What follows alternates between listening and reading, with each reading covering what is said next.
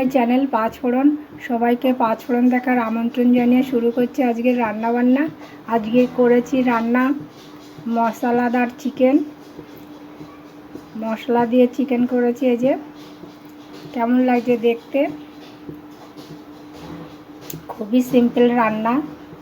মাংসে যা রান্না যে মশলা দেওয়া হয় সেই সব মশলা দিয়েই এটা রান্না করেছি, কিন্তু ঝোলটা কম দিয়েছি। এটা মাখা মাখা রান্না করেছি।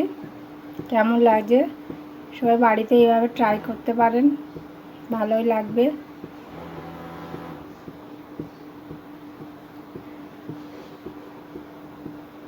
সবাই ভালো থাকবেন, সবাই আমার সঙ্গে থাকবেন। আর যারা ফেসবুক থেকে দেখবেন তারা আমার পেজটাকে একটু ফলো দেবেন।